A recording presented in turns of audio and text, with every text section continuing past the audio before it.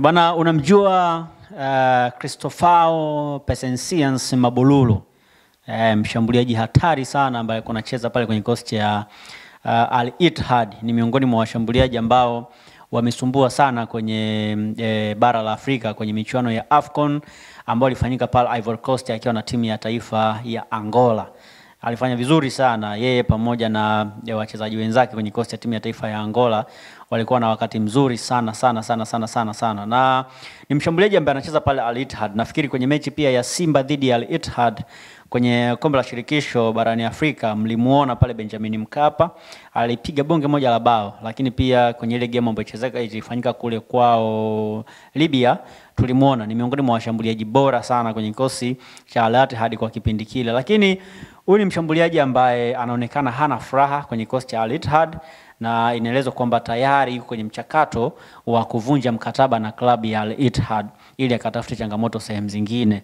Na huko ambapo anaenda kutafuta changamoto zingine, yeye mwenyewe anataka kuja Tanzania hapa kwenye ardhi ya Mama Samia Suluhu Hassan. Na kwenye ardhi ya Mama Samia Suluhu Hassan zipo timu mbili, majiant wawili, yupo Simba na Yanga.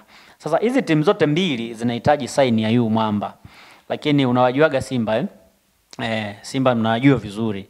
Ni wataalamu wa kuiba wachezaji. Walimuiba Yusuf Kagoma akiwa na mkataba wa Yanga. Mchana kupe kabisa.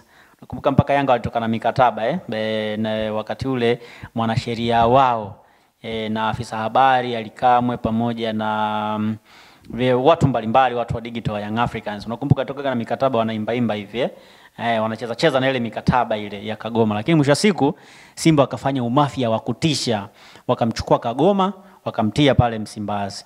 Na kukumbusha tu kwanza matukio ambayo wamewahi kufanya Simba ya kuiba wachezaji. Fabrice Luamba Ngoma, mchezaji ambaye aliibiwa airport pale kama unakumbuka. Alikuja kwenda Yanga, namba 6 wa Yanga huyu ambaye alikuwa anamvizia, alikuwa anamsubiri kwa hamu. Lakini shop Simba wakaruka naye pale airport. Wakamchukua akatua Msimbazi pale. Akatulia pale, akakula jezi namba 6, alafu maisha mambo yakaenda vizuri. Sasa Yanga wakajiingiza kwenye mtego, akaenda kumchukua Skudu Makudu Bela, wakampa jezi nambari 6, mchezaji ambaye shughuli ilimshinda. Yani hakuwa mchezaji ambaye alikuwa na quality nzuri. Sasa bana Simba bado ni watu ambao wanafanya sana umafia linapokuja swala la usajili. Kama unakumbuka ukiacha matukio mawili ambayo nimekutajia ya wachezaji ambao walikuwa wanatakiwa na Yanga wakaenda Simba, lakini tumeshuhudia mambo mengi yakitokea. Unakumbuka hata issue Alame Kilawi wataka kumuiba juu kwa juu, baadaye Coastal Union wakazingua wakaamua kuzingua, wakamzuia mchezaji wao akaendelea kubaki Coastal Union. Sasa Cristofao Pesencians Mabululu ni mchezaji ambaye anaweza kujiunga na klabu ya Simba muda wowote kuanzia leo hii ambavyo tunazungumza. Yani muda wote atajiunga na klabu ya Simba kwa sababu yeye mwenyewe kwanza anaonesha interest ya kujiunga na klabu ya Simba, lakini pia Simba nayo ina interest ya kumpata Cristofao Mabululu. Umeona yani watu wawili wanatakiana. Yani Mabululu anataka Simba, alafu Simba inamtaka Mabululu. Yani wanatakiana watu wawili. Yani kila mmoja anamtaka mwenzake. Msimu huu moja changamoto ambayo imewakumba Simba ni kwenye eneo la kushambulia. Ina washambuliaji wazuri ambao ukiwatazama ni watu ambao unaamini wana uwezo wa kufunga. Lakini in reality ukiwapeleka uwanjani hawana uwezo mzuri wa kufunga. Kwa maana Steven Dese Mukwala pamoja na Leonel Ateba Mbida, hawa ni washambuliaji ambao wanaweza ni wazuri by the way, lakini sio wachezaji ambao wana ile quality ya kucheza Simba. Nitakwambia kwa nini nimeanza kukuhadisia kuhusu umafia wa Simba ambao wamewahi kufanya. Hata kwenye ile deal la Cristofao wamefanya umafia mkubwa sana. Nitakwambia kwa nini. Subiri hapo, endelea kunisikiliza kidogo. Sasa hawa washambuliaji wawili ni washambuliaji ambao wameshindwa kuproduce magoli mengi ndani ya Simba. Lakini ukitazama Simba ni timu ambayo inatengeneza nafasi nyingi kuliko timu yoyote kwenye ligi kuu. Lakini ndio timu ambayo washambuliaji wake wamefunga mabao machache kuliko timu nyingine yote, kuliko timu zile 4 za juu, kuliko timu 3, kuliko timu 2, Simba, kuliko Yanga na Singida Black Stars. Sasa wanachokitaka kuifanya Simba ni kutafuta mshambuliaji wa daraja la juu, mshambuliaji mwenye uwezo mkubwa. Na ndo hapo wameamua kwenda kupindua meza kumtafuta Cristovao, Presencians, Mabululu. Sasa Mabululu inaelezwa kwamba alishaanza kufanya mazungumzo na Young Africans, lakini yeye mwenyewe hajaonyesha interest ya kwenda Young Africans, ila ameonyesha interest kubwa ya kwenda kujiunga na klabu ya Simba. Na hapa ndo ujio kubwa wa Simba.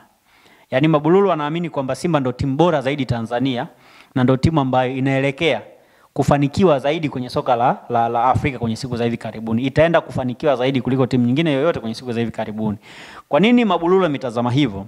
Kwa sababu kwanza alicheza nayo, manake anajua intensity ambayo iko Simba, anajua ubora wachezaji ambao wako Simba, lakini pia wamefika finali ya kombe la shirikisho barani Afrika, akiwa na imani kwamba siku sio nyingi Simba ataenda kufika finali ya klabu bingwa barani Afrika au kombe la shirikisho kwa mara nyingine na kubeba taji.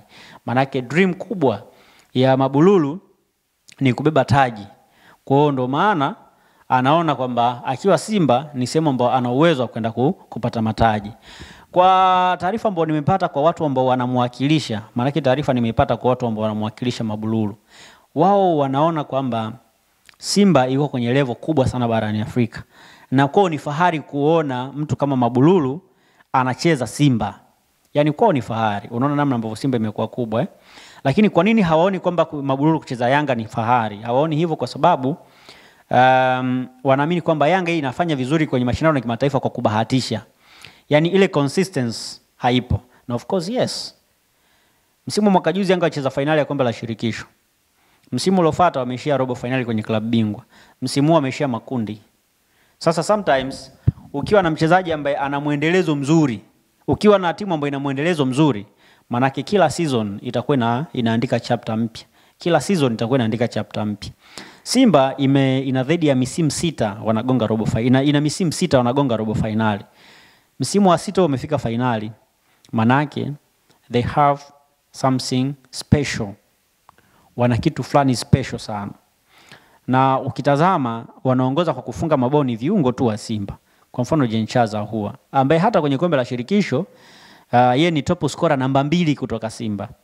Wa kwanza ni Kibu Denis mwenye mabao 3 kuanzia kwenye hatua za group stage, lakini ukiunganisha na mchezo wa playoff ambao wacheza dhidi ya Al Hilal, dhidi ya Al Ittihad, hii ambayo inamiliki Al Hilal Omdurman, Al Ahly Tripoli.